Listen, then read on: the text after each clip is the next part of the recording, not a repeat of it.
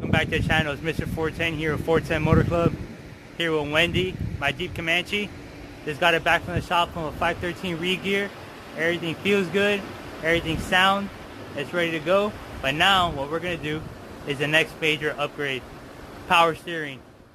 You guys know I just got the Jeep back from getting the rear gear done. 513s front and rear. Got a Spartan locker in the front. Got new axle seals, new yokes.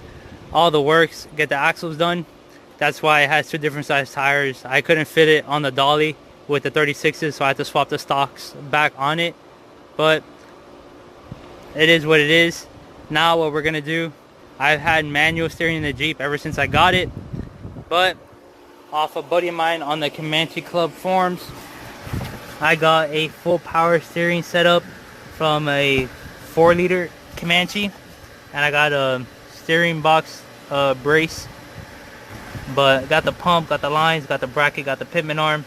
Everything's ready to go. Just gotta swap it in and get it done, bleed it, and put the big tires on it and see how it feels and take it for a drive. You guys may or may not know, this is a 2.5 liter, and this is where the power steering whole pump and reservoir and all that stuff would go. But as you can see, I don't have any of that. This is a kind of like a filler idler pulley type deal that came from the factory with trucks that had manual steering. And you can see my, ooh, that's hot. You can see my steering gearbox right down there, steering shaft. So what we're gonna do now, we're gonna loosen this up. We're gonna pull the belt off. We're gonna pull this off. We're gonna slide the steering shaft off the steering gearbox. We're gonna loosen that nut, slide it off, collapse it, and then we're gonna go in, pull the drag link or the tie rod, one of the two, whatever it's called, out of the pitman arm, pull that out, and then we're going to pull the box out, and then just kind of repeat the whole process backwards and with all the power steering stuff. I got the pump removed, got the steering box removed, and I removed the drag link tie rod thing, whatever you want to call it. Got that out of the pitman arm. So there's the old pulley. There's the manual gearbox and the spacer. That's the new spacer. And let's pull this bad boy and put it in the Jeep. This one is considerably heavier than the other one, just because it has that capacity for fluid and things like that. But we're gonna go ahead and get this mounted in. Gonna show you guys to get that done. Just in case anyone's wondering, here's a size comparison between a manual box and a power steering box. I did not know there was that much of a difference. This one's considerably larger and weighs more than this one. So, and you can see this shaft is longer to make up that distance to meet that one. That's interesting. I did not know that. You learn something new every day. Is going to be removing this whole bracket assembly from the block and putting in this one. This is the one for the power steering. That's the one for the manual steering. By the looks of it, we might be able to get away with just using this. They look highly identical. So what I'm going to try and do is try and just get the pump mounted in there without having to use this, because it looks like that one is the same thing.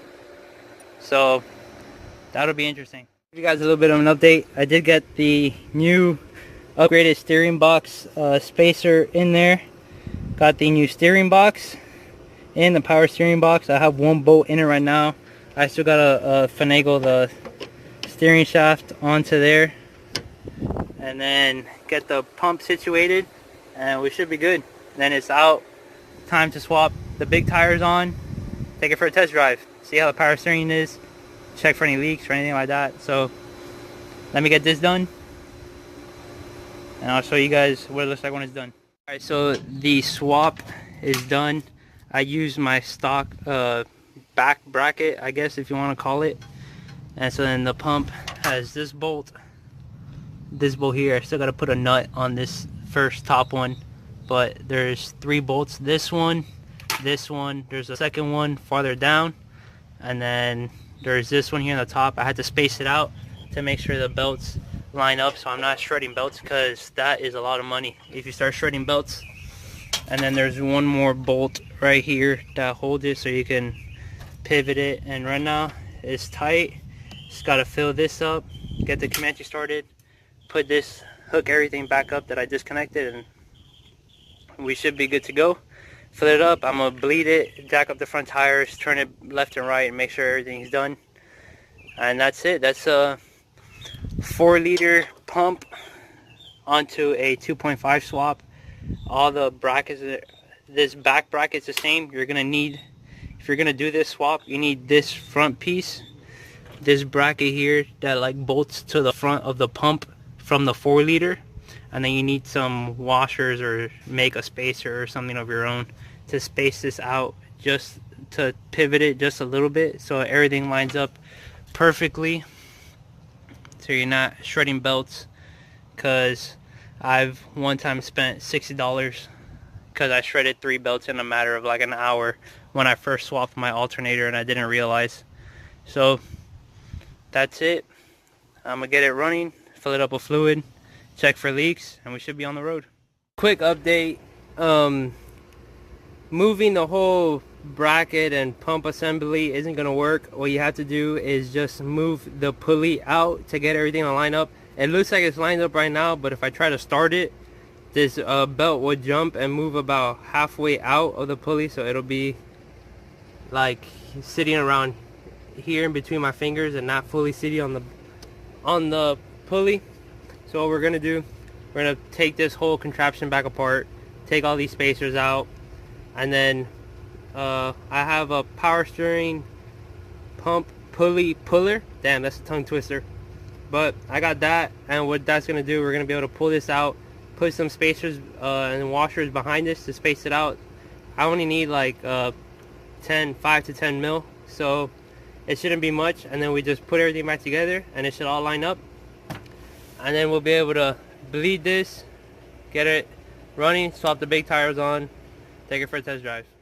Just so you guys, I have the pump out and I got the pulley accessible, and this is what we're going to be using. This is something you could get at AutoZone, Advanced Auto Parts, O'Reilly's, kind of any place that has kind of like a tool rental type deal. And so it's kind of like a kit, and it gives you instructions on how to do this. I'm gonna get this out, and then I'm gonna show you guys how many spacers it's gonna take to do this on your 2.5, or how many washers, or it's kind of subjective because different washer thicknesses, but it'll give you a good idea. And then that should be it for up here.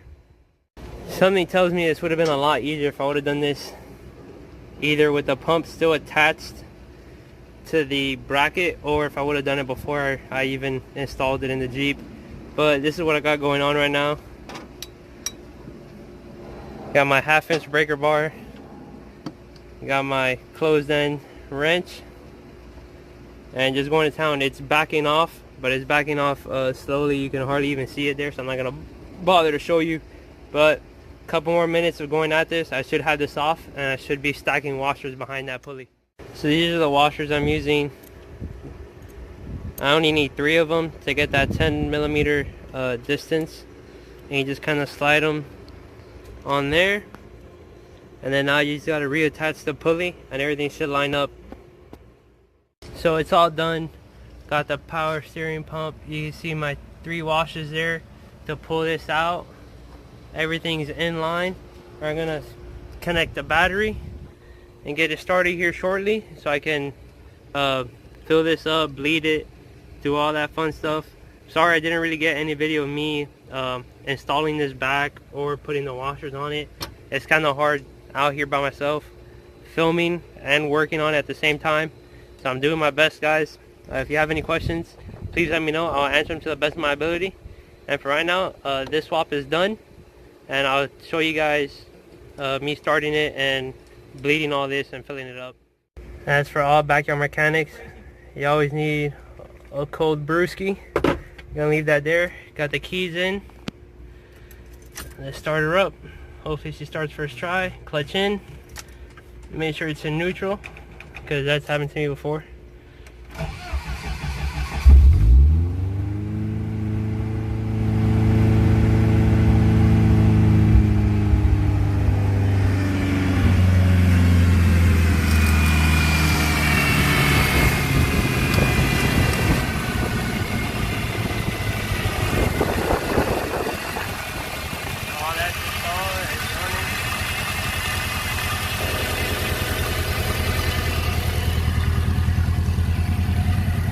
Now to bleed this, you want to jack up the front end, keep the tires off the ground, and just kind of turn the steering wheel a couple times. Let it bleed through the system. Bubbles will come out of the reservoir. So I'm going to do that now. I'm going to grab my floor jack, and we're going to jack up the front end.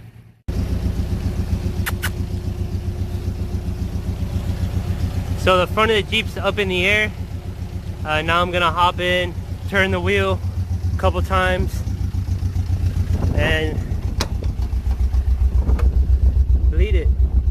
It turns so effortlessly now as compared to when I had manual steering. But all I'm saying is that I can get used to this.